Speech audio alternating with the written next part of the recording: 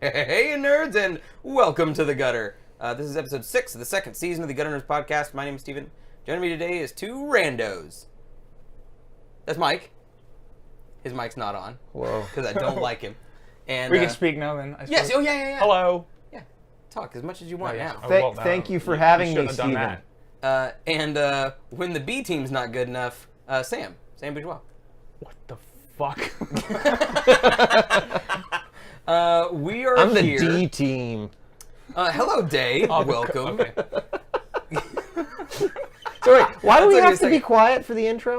Okay, so this is how the thing works. Is the mics here are we go. on, when we do the pre-stream with the image up, and then when I say quiet, when I hit the intro animation, that has music to it, and it plays to them, but our mics are still hot, so we have to be quiet during that animation because it'll just sound like a messy hodgepodge of nonsense. Can't we sing along to it?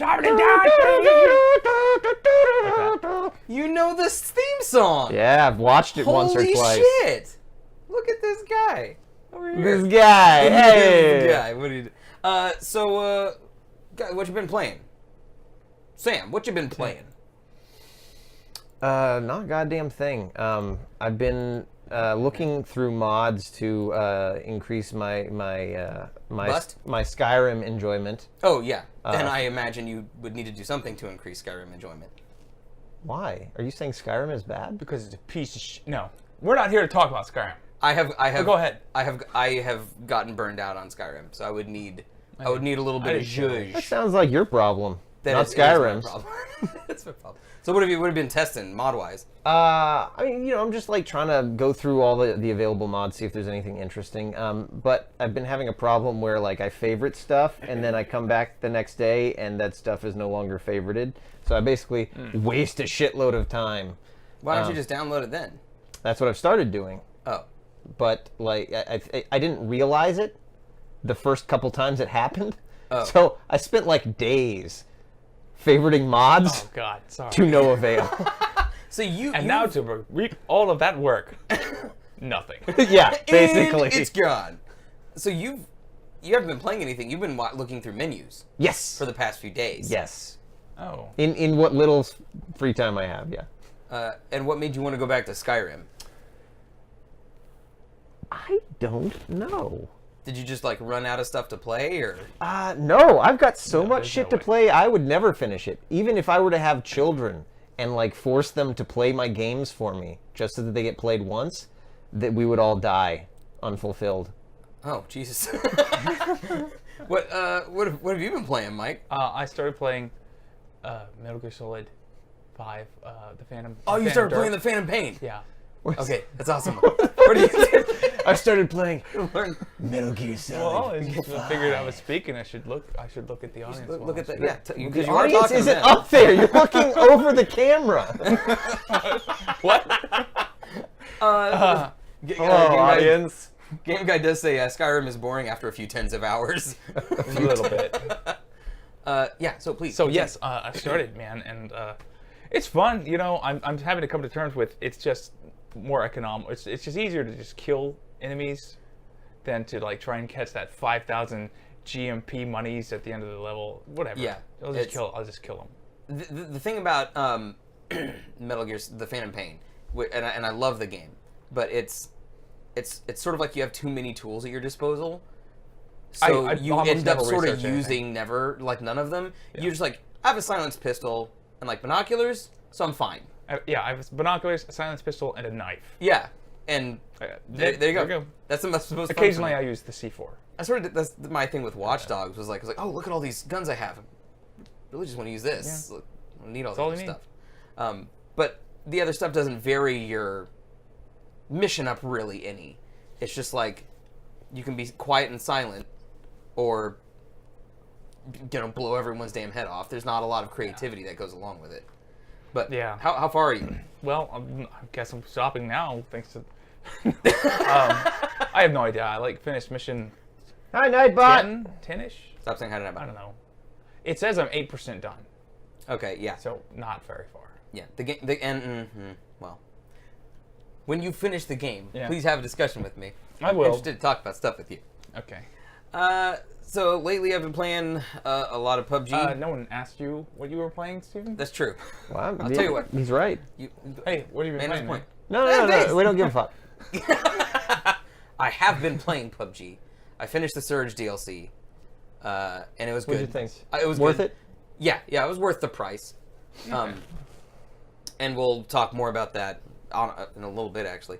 But I've been trying to get my first solo win. I'm trying to get one before Calvin does. And I got my first crossbow kill. One shot? Yeah. I learned that you could put a 4x scope on a crossbow. And I was like, oh, sweet. And as I test out the 4x scope, I'm inside a house, and through the window I see a dude laying in the grass, and I was like, okay. So I just opened the door to give me like a better view, and just went, he was shooting at someone else, single shot, through his head. It actually hit him, killed him, and then his body ragdolled after that, so it like went, his body flipped around like a fish. But that was a proud moment for me. So I'm imagining like the person on the other end of that firefight like, oh. And What the fuck? And I've pinpointed what it is about PUBG, and it sort of relates to what we're going to talk about today, is the feeling of tension and consequence.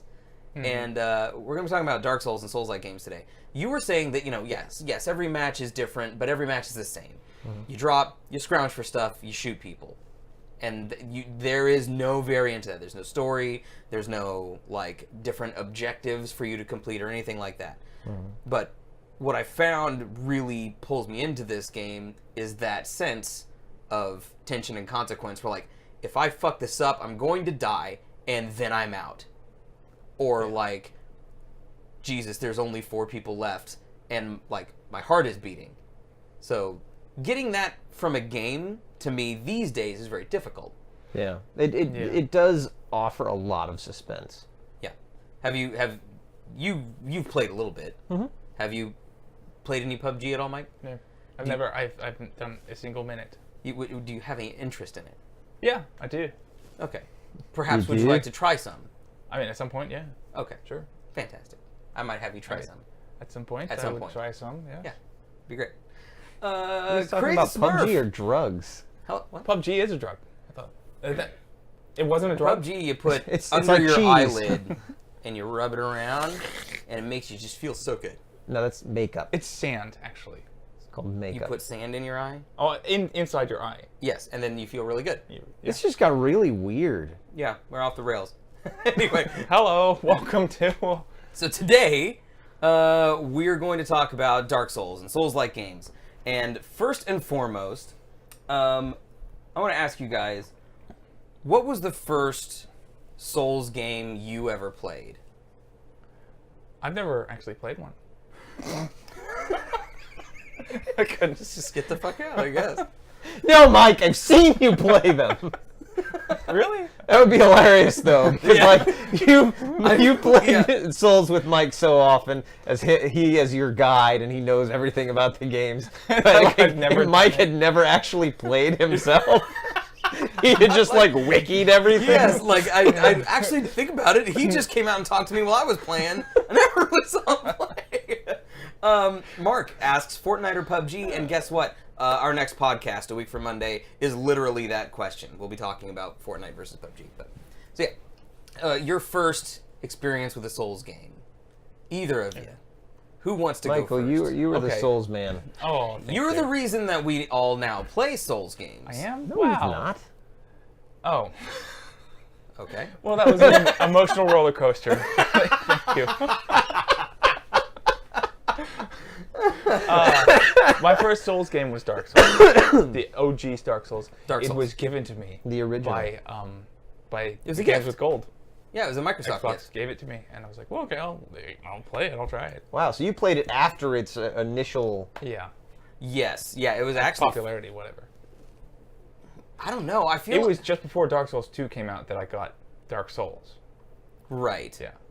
And that was why it was free. It was to Oh wait, you said Dark Souls. Yeah. Sorry, I thought you were talking about Demon Souls. no Yeah. Dark Souls was his first one. Yeah. And you got it for free, and it was just like, I'll give it a shot. And then it sucked me in.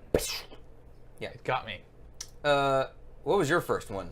Demon Same thing. Souls. It was Demon Souls? Yeah, I played Demon Souls on your PS3 Right. in your apartment that you shared with my girlfriend. Uh-huh, that's right. Which is, so my first Souls game was Demon Souls on PS3. I was looking for exclusives because we play on Xbox Live so much, all the non-exclusive games, the cross-platform games I buy on Xbox. And then my Sony systems have basically just been exclusive machines. And so when Demon Souls came out, it was an exclusive, it had rave reviews. So I went and got it, and I was like, this is fucking brutal. I can't. And so I stopped. I tried again a few months later, and I got a little bit further. I can't, sorry. And so I went back a couple years later, got a little bit further, and stopped again. And I didn't go back and finish it until after I had finished Dark Souls and Dark Souls 2 as a result of you.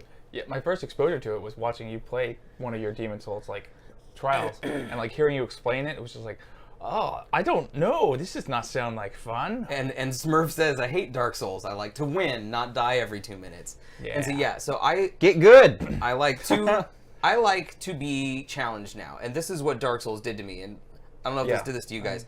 Every game I played after really sinking a lot of time into Dark Souls felt frivolous in a way. I remember playing Assassin's Creed Black Flag, and I'm barreling towards this giant ship with all these guns, and I think it was you. You were like, "Isn't that guy gonna kill you?" I'm like, "Yeah, but it doesn't matter.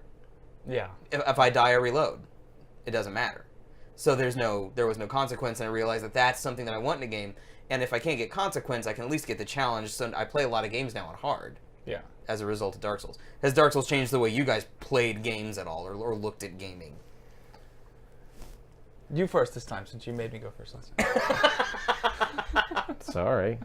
I don't know. I mean, I know that I truly value the consequence of Dark Souls. I mean, Whitney might say otherwise, but she's wrong.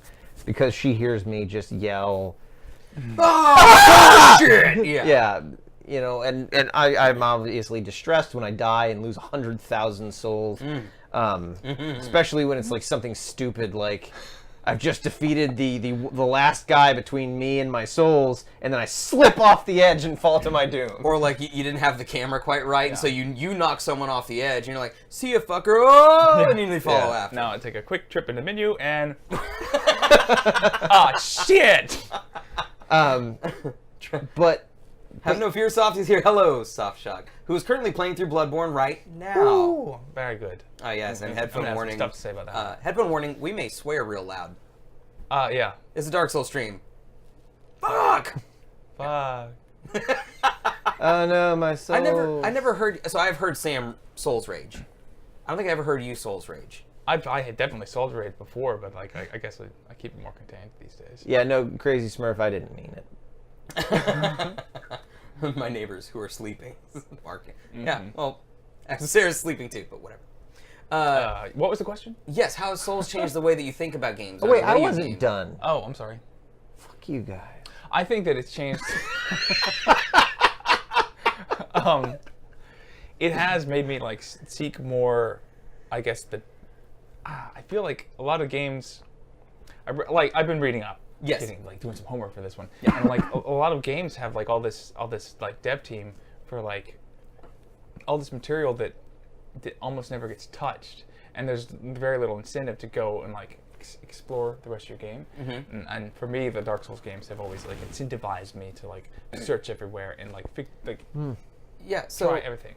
And exploring in a Dark Souls game is tricky, because you could go somewhere that you have no business being there. You won't know that you have no business being there until it slaps you in the face. But because everything slaps you in the face, you may be able to learn it, or you just need to come back later. Or you walk up to it, shield up, then it vomits on you, and you instantly melt. But right, but I see. In a game like Assassin's Creed, they have waypoints for everything, and here's where you'll go search for collectibles or whatever. Yes, and that is one of the things that I was gonna say. It tells you nothing. Right. It is up to you to figure out, to forge your path, to learn the land, but also though with just on the exploration thing, is that for the most part, if you explore, you will find new enemies and new shit. it may be hard and it may punish you for going the wrong direction in a way, but you very rarely like, oh, let's go see what's over there. Yeah, and It was nothing. It's almost never nothing. And it's non-linear too. I mean, you can go 2 different ways and still end up at the end of the game. Right. Yeah. There's no linear path, at least in the classic Souls. So let's talk about then what makes a Souls game or a Souls-like game that. How would you describe a Souls or Souls-like game in terms of either its genre or its construct, its construction, or however you feel like answering the question, honestly. There are a few things that I would say to describe a Souls game, and that it's like incredibly tight, precise controls, and then the difficulty, which is like what everyone associates Souls games with, but the difficulty needs to be like the language of the world, like how the world is presented to you, not the reason for it. Like, difficulty for its own sake is not what Souls games are about. What do you mean? The difficulty is like it's the color palette with which the world is painted. Okay, so the game doesn't exist. Speak English, you hippie. Yo, dude. You're saying that difficulty is not the purpose of the game. It is an aspect of the game. Right. So like the difficulty of the game is like it informs your experience, and like playing a Souls game because it's difficult is not like, what am I getting at, Sam? No fucking clue. Okay, we'll see if we can get there. So, Okay, so a Souls game would be a third person action RPG. Yes, it's not From about its base. Yeah. But it's not a hack and slash. I feel like it doesn't have to be third person. It's the okay. I feel like Souls-likes have been third person for the most part, but I don't think it has to be. I think it just has to be a non-linear world where they explain the buttons and what they do, but otherwise they don't tell you how to play the game. You figure it out yourself. You figure out how to fight. You figure out how to win. Each monster has its own strategies that you have to figure out yourself. It doesn't say, block and then jump under his thing, to defeat this enemy. It doesn't tell you how to advance. So maybe Soft is helping you out there. I got one. The world is oppressive, so the difficulty should match. Like, the world is dead, and you're just a no-one undead up against titans of bosses. And I feel like that's maybe what you're trying to say. Yeah, it's a risk, an actual risk, and an actual reward. So this is the thing that Souls games have to have that sense of a reward. right, and it's not just a third person action RPG or whatever. You could take sort of any of those elements, the third person element, the RPG element, and you could tweak these things and it still be a Souls-like game. It's almost is really specific in that it is a combat game where you have a lock-on and a dodge. Like, it's the Souls combat is really specific combat. So for, like, if you don't have a dodge, it's not really a Souls game anymore. If you... True. I disagree. I think you could replace the dodge with a parry, or the dodge with a block, or the dodge with a counter. You don't have to have a dodge. You don't have to have any specific kind of combat, except what you said, very tight combat. It needs to be highly skill-based. And it needs to be just... You are either good or you do not proceed. The thing, actually, I just realized, difficulty, and here's the thing. I don't turn up the difficulty on other games. After having played Dark Souls, I actually turn it down. Okay. Because the difficulty from other games doesn't give me reward whenever I finish the thing. It's relief. Right. Oh, thank God I'm done with that. But in Dark Souls, it's like, yeah, I did it. I managed to kill this fucking thing. Yeah, and that's another sort of element of the game is scale. So there's the world and the enemies, and especially bosses. If it would not really be much of a Souls or a Souls-like game, and again, you could argue probably any and every one of these points, but the bosses especially should outscale you by a fair margin. I remember the first They always do. time. So the first Souls game I played was Demon Souls, and the first boss I ever fought was the Phalanx. It's like a blob of shields, and it doesn't really do anything. It sort of sits there, and it sort of shoots spikes at you if you get too close. Yeah. And that's about it. But it's the first boss you fight, and so you learn to use fire against the sludge things, and then make a weak point and attack it once the shields are, withered away. But then the one after that was that first time, and I'll show you guys here in a minute, where I went like, holy shit, I have to fight that fucking thing, and that Here? yeah. So trying to describe a Souls game is difficult, but generally it is a third-person action game with RPG elements where there's a level up of some kind. The world is usually interconnected with no waypoint system or few waypoint systems. Armors and gear you collect and or can upgrade.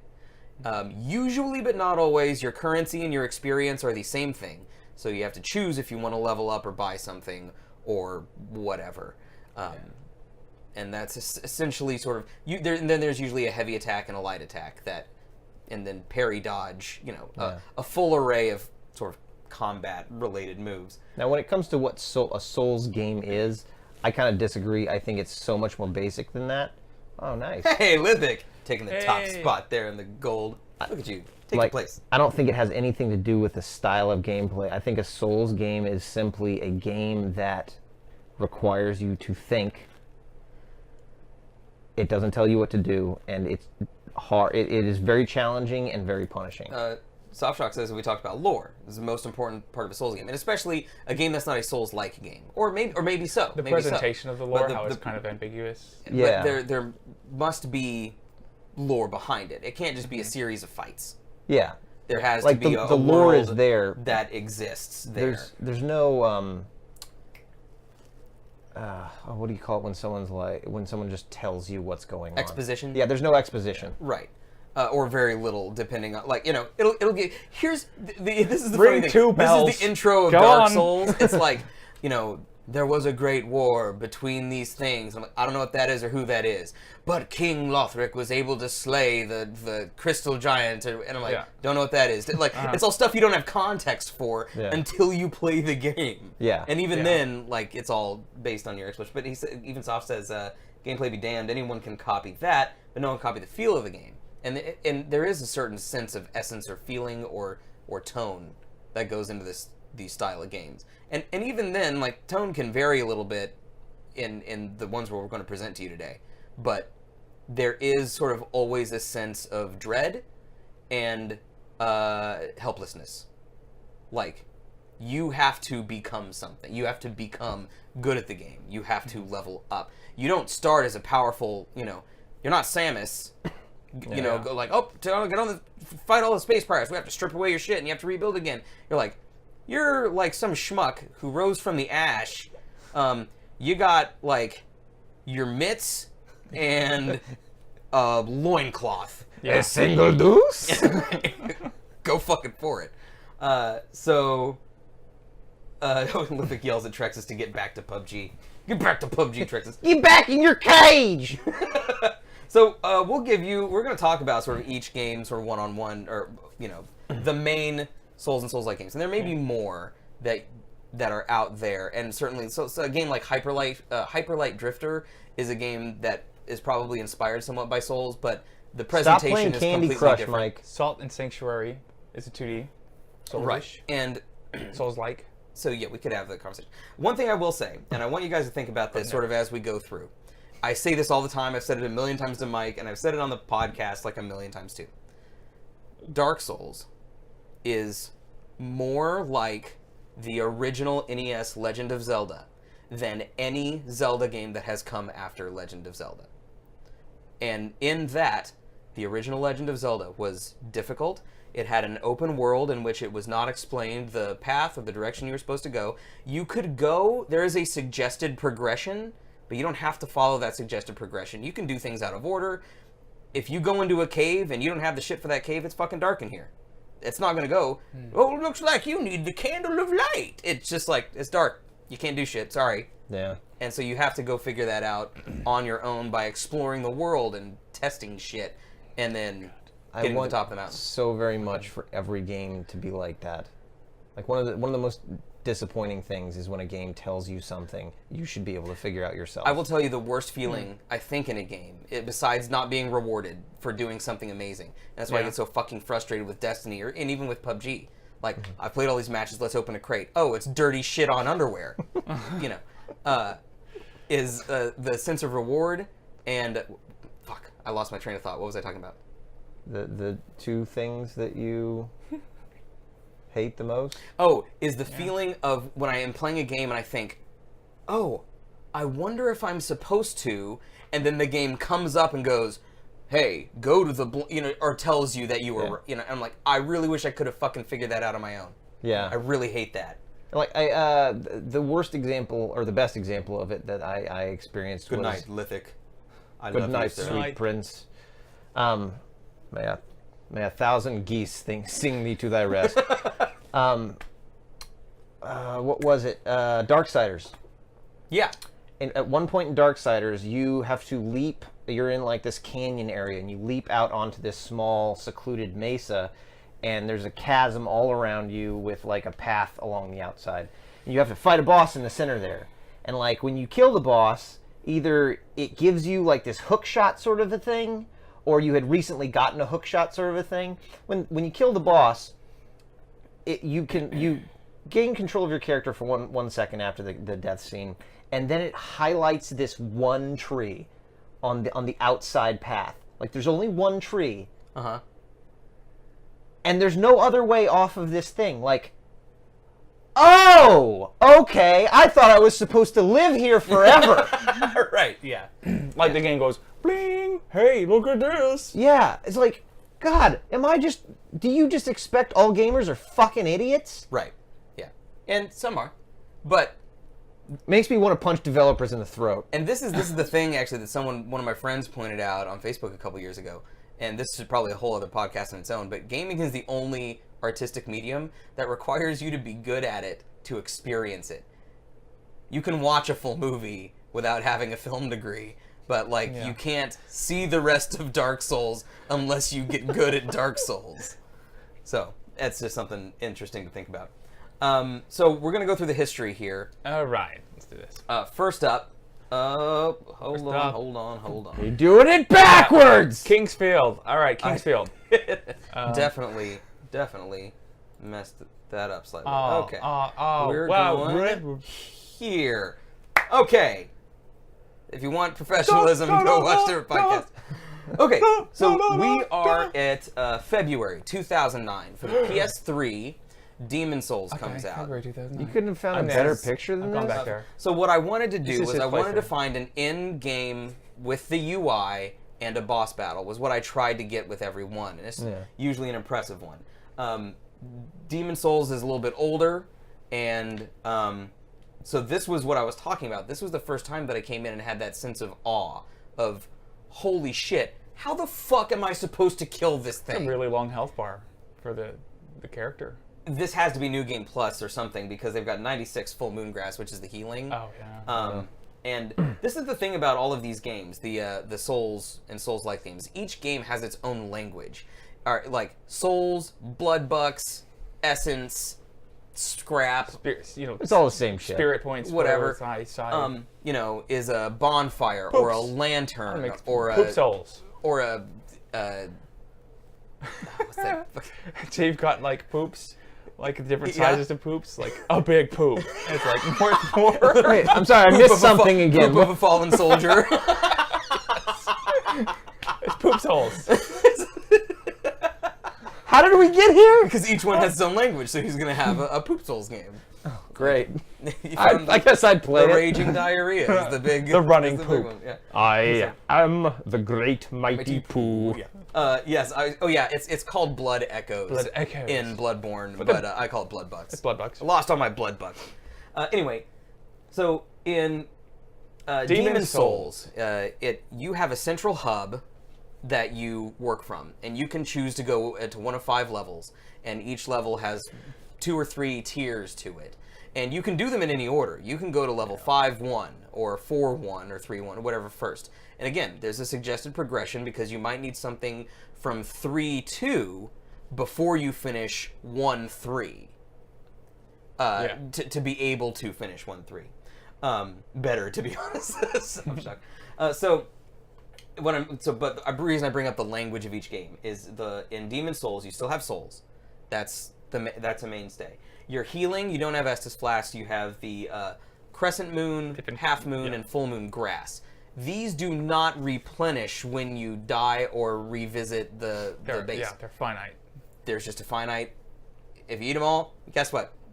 No you can't, more. wait, you can't buy more? You can buy more. Yes. You can buy more, and you can farm for them. Yeah, you can farm for them. You can buy more. If I remember correctly, in this game, like the more you died, the harder it got. If you played online, there's a world tendency.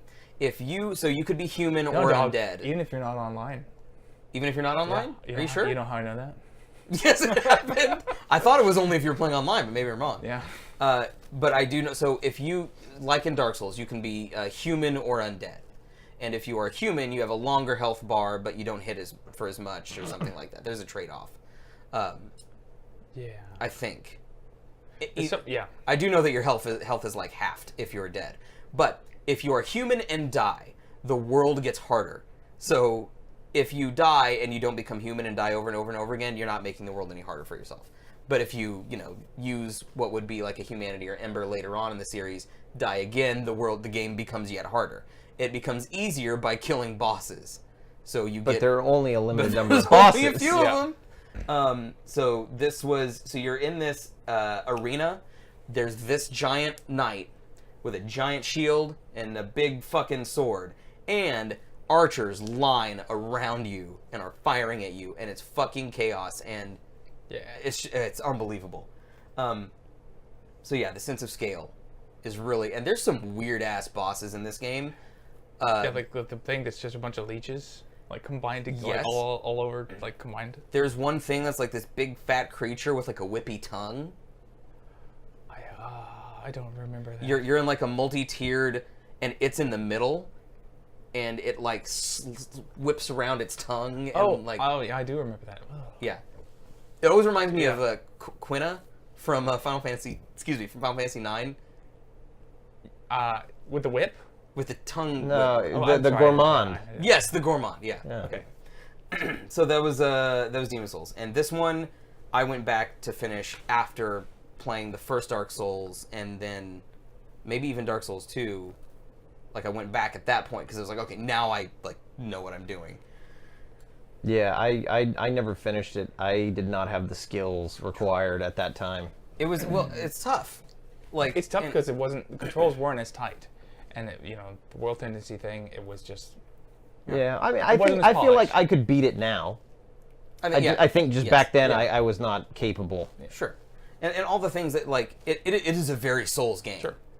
I think. Shut up. Are you challenging me? No. No, I don't want to play Demon Souls again. So, you don't? Not really. I desperately want to play Demon Souls. You don't have to play Demon Souls. I play Demon Souls, I beat it, and then I get to punch you in the nards on camera. No, I don't accept that. No, it's okay. I can't do that anyway. We've just that. It's a Twitch term service. I don't want to. Yeah. Oh, no punching, no nard punching? Well, the specific term of service is no self-harm. I just don't. But he's not harming. I'm not harming myself. I understand that, but I don't want to have to uphold that. Right. Yeah. Okay. Anyway, it's September 2011 is when this masterpiece releases, and technically not a boss, but this is also the first time I think when I was playing Dark Souls that I had that stomach drop moment of like, oh shit, that's a fucking dragon. I had it just before this one. When you fight the Taurus demon. The Taurus demon is right before that, that's right. I remember the first time I ever got here, too, because I walked up and the dragon was like, I'm like, oh, shit. Okay, what am I going to do? I'm going to go forward. He's probably going to fly down. He's going to land. We're going to fight. I got to watch out. Maybe I can get underneath him. And I'm like, okay. I heal up. I'm like, let's do this. I run forward. Boosh! You're dead. Fire. Instant death. Fuck! And, yeah, in this game... you have you're up at the top. Oh, stamina bars. That's probably a mainstay for pretty much any Souls or Souls-like. Yeah. Yes. Oh That's yeah. pretty good. Yeah. You Is cannot fight forever. Managing your actions.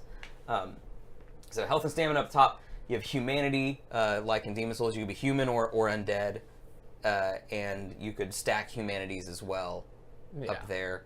But but in addition to losing souls when you die, you also Hey, lost Jonathan. humanity. Yo. Yes, you did lose your humanity when you die. Yeah. But you get Estus flasks in this game, and these are the things that heal you, and they replenish either when you die or when you sit at a bonfire. But there aren't a lot of them. But there are not a lot of them, and it think is you max out at if you're 10. careless. difficult. You can get 20. You can get up to really? 20, but also you get different amounts of Estus flasks depending on what bonfire you sit at. Because you can That's right, you kindle up the the level of a bonfires, bonfire yeah. to get 20 from it. But if you go rest at another, if you use them all and then rest at another one, you're only going to get the 5 or the 10 or whatever. Yeah. So yeah. Mike, I would like to hang at y'all's place this spring break and see it. Let's talk later then. Wink. Yeah. Wink. Not the place for it. Man. And Dark Souls, the cool thing about that one specifically is that I should probably go here. Okay. Demon Souls was a hub with different spokes off of that hub, Yes. and Dark Souls was a world where everything could connect back. You still sort of went from Dark one Souls central was- place, Yeah. and you ended up going out and sort It of. was There were a the few beginning places of that the- didn't the connect to vertical- at least 2 other Yeah, places. the vertical game world where everything was very vertically layered and so fantastic. The architecture was really good. and Really well. the lore of Dark Souls, and I think Demon Souls, if I remember right, is told through the architecture, through the cryptic things that NPCs say, and through item description. Yes. So for someone like me, who's like, ooh, Homeward Bone, what's that do? Takes you back to the last bonfire. Perfect. Mike's like, there's another paragraph there. I'm like, I don't care. And so I finished the game, I'm like, Okay. what the fuck happened in this game? And Mike's like, shh, you should have read the shit. Yeah. So Yeah. that is also a sort of an unusual thing. And Dark Souls was, well, I will get to that in a minute. Okay. All right. Yeah. Sure. This one is Dark Souls 2. Next. This was March No. Yeah. go on. 2014. This battle caused you great distress, did it not? The first couple playthroughs, this battle really fucked me over, and then once I learned the way, this guy's a pushover. The Pursuer was in the original game as well as Scholar of the First Sin, right? Yes. Because Dark Souls 2 is the only one that has a remix. There's basically a Master Yeah. Quest sort of style in Scholar of the First Sin, where there's a new final boss, and they have rearranged where enemies are and what some other side bosses are. So, what was different, Mike, about 2 from 1? Still Estus Flasks, similar construct to 1, but there's a few things that are different. For one, your stamina runs out way, way, way faster in this game. Okay. The parries were different, and I'll talk about the parries in a later segment. Everything was slower. Everything was slower, a lot more sluggish. Just the just felt sluggish. character movement, Yeah. the way everything was more Okay. paced and deliberate. For instance, here's drinking an Estus Flask in Dark Souls 1. Here's drinking an Estus Flask in Dark Souls 2. And in Dark Souls, That wasn't really much of an exaggeration. in Dark Souls 1, you drink an Estus Flask and it goes, psh. Yeah. And in Dark Souls 2, when you drink an Estus Flask, it fills over time, Yes. right? And Not yeah. quite that slow, but yeah. I thought it was pretty slow. It's faster than the consumable healing items that return in Oh, right, yeah. Dark Souls 2. And It's, yeah. and the other thing that should be mentioned about these games is your experience. We mentioned your experience and currency, the same thing as the souls. When you die, your souls drop where you are, or at the last safe place you were if you fall off a ledge or something. Yeah. If you die again before you get to that place and pick them up, they are gone. They're gone. Eaten by the world. So if you have beaten a boss, slain a bunch of enemies, gotten pretty good, you've got 100,000 souls, you're going to level up your 2 swords and grab a couple of levels for yourself when you get back. Oops, slipped and fall. Crap, that sucks. That's okay. That's okay. I'll just get right back to where I was. Keep in mind that when you die or visit a bonfire, everything respawns, or 98% All of the- enemies respond. Lucky throw from a firebomb. So In you're your face. headed back to grab your thing, and yeah, that one little thing that you forgot or mentioned or just that one landed time just that right, it gets you. Yeah. and that wow, it's all gone. So you have to be careful and deliberate with every decision you make in Souls games. You can't take anything for granted because even the stuff you've done over and over again can fuck you if you let up. There's It'll change. There's real loss Yes. in that game. I have known loss. Oh Jesus, it's gone. It's all gone. All right. I mean, like, Steven, Yeah. how I can get sometimes when something like that happens. Like, Yes. I can be filled with You've been filled with the unbounding fire rage. of many suns, yes. and I yell and I rage against the game. But there have been times during Dark Souls 2, Dark Souls 3, where I have just been filled with nothing but Despair. but Like you despair. do Like- not like set you- the controller You down. said it, and yeah, there's certainly those times where God. I'm Just- done. You just put your controller down. I'm done for now. Put your head down. You get up. You go get a drink of That water. was- and you think to yourself, What am I doing with my life? well, also, like Why? 90% of the time, maybe higher than that in Dark Souls, that was your fault. Yeah. Whatever you did was your fault. You should have known better, or you just learned something from it. Yeah. And or, that's or you weren't paying attention. So, Lords of the Fallen is the first Souls-like game that we have on this list, and this was a game with gold as well. Was how I was able to play it. Yes. It came out in October of 2014, and very similar to Dark Souls. You choose sort of what kind of magic you want at the beginning of the game. Other than that, like whatever weapon you want to use is whatever weapon you want to use, and you can get better at using them. Certain magics are better with certain weapons, but Yeah. Very similar. You have health, you have stamina, you have your magic meter.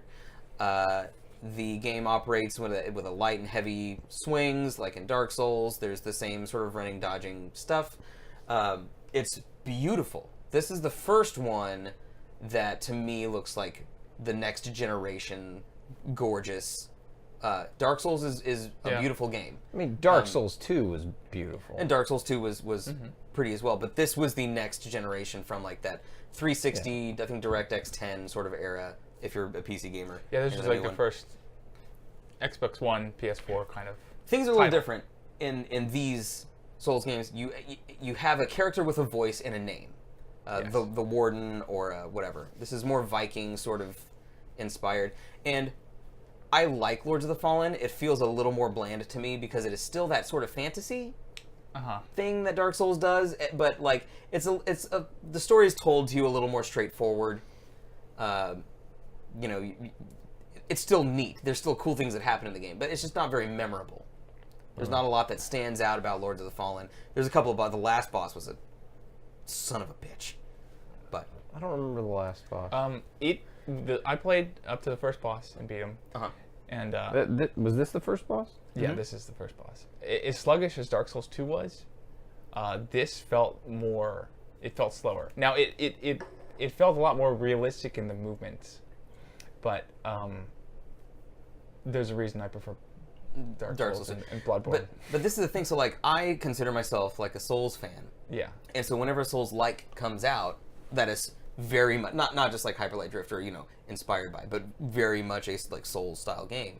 I want to play it and I want to beat it and I want to finish it, but you couldn't even finish it. I didn't want to. It didn't strike you. Yeah. So would you consider yourself a Dark Souls purist? No, because there are other Souls games. Like a that I- Dark that I Souls wanna play. supremacist?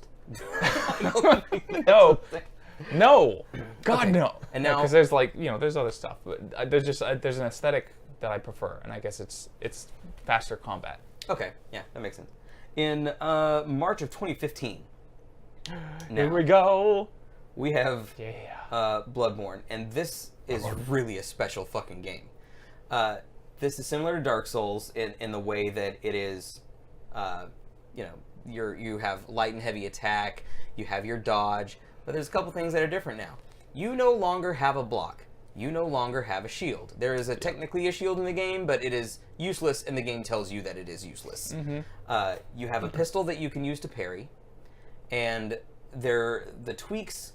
One real quick tweak that I wanted to mention about Lords of the Fallen here that you can bank your experience at save points. You can bank your experience, so your souls at a bonfire. You can set it down for later, and it'll be safe. Yeah, but if you keep your experience on you, you have a multiplier. So there's a reward for keeping your experience on you, but you could bank it if you want to. And that's the way it's always been in Dark Souls. No. Well, no, with Lords of the Fallen, it's specifically like you can get greater degrees of experience for fighting the same enemies by just having like. Yeah, if you beat a boss, for example, and you got 100,000 experience on you, and then you go fight like a meager enemy, that enemy would normally give you, let's say, 100 experience, but now it'll give you 200 because you're carrying so much more. Right, but in Dark Souls and Dark Souls 2, the more souls you had on you, the higher the item drop chance, wasn't it? Nay. No? Nay, sir. No. What about 3? No, sorry. There are things that affect item drop chance, but it was not. It's not it was Souls not hinging on. Yeah. So the things that are different about Bloodborne, like I mentioned, there's no Everything I know is wrong. blocking. It's okay, man. There is a retaliation mechanic. The rally. The rally mechanic. If you take damage and you attack the thing that attacked you immediately, you can get a percentage of that damage dealt to you back. You can not regain just health. But it isn't just a thing. If you attack anything, that can be like if you attack any enemy, you can sure? get health back. Yeah. I thought it was only the one that attacked you. Yeah, anything. But what this does is it features aggression. Where if you turtled in the Dark Souls games, you can't do that here. You have to be aggressive, and if you take a hit, you have to get right back in there. Similar, your injectables, your health. There's a finite amount of those. Yep. You can buy them from the store essentially, but you can run out. So if I go to a boss battle, and I take like bam bam like right off the bat, I get hit real bad. I'm like, you know what? I'm just gonna let it kill me. Maybe I'll just die. Maybe I'll just die because I don't want to use health a couple times to heal back up, and I haven't even gotten a hit. I was like that in the dungeons. The Chalice dungeons. Yeah. It's like, well, this fight's done. Yeah, and the other thing that Bloodborne has that the other games don't is the Chalice dungeons. Yes, there is a roguelike element to that where you can sort of construct different chalices, put them on a thing, and it gives you sort of a random layout of enemies and stuff. But there are set Chalice dungeons where with set bosses that tell its own sort of story, and there are bosses in the Chalice dungeons that do not exist in the main game. And I will not ruin this for anybody, but the final boss of the final Chalice dungeon is fucking awesome. Yeah. It's cool. Yeah. So, pretty fucking cool. Also, whole new story is not related to the lore of the Dark Souls, and each one sort of tells its own story anyway. Yeah. But this is its own. Takes place in Yharnam. It has a very Cthulhu, worldly, spacey kind of vibe to it, mixed with this sort of. It's Lovecraftian horror. Yeah, that's what it is. I'd prefer to find a better way to describe it because Lovecraft was kind of a racist. Right, and without putting him on that pedestal though, it is that aesthetic. Yes. Also, like a celestial horror. So much blood stuff. There's no backstab in this game. Well, that was the whole the intention of the rally. Like you're causing blood of your enemies to spill on you, and that heals you. Oh yeah. That's what that was. So, and that's what I like about this game is you can finish a fight, and you'll just be like, oh, I'm soaked. Literally, like this person's half drenched. But there's more. And also the enemies in this game are fucking wicked looking. Yeah, like the flap monster. Oh yeah, the blood-starved beast that has its open back flaps whippling about. Carved, flayed. There's some disturbing shit in Bloodborne.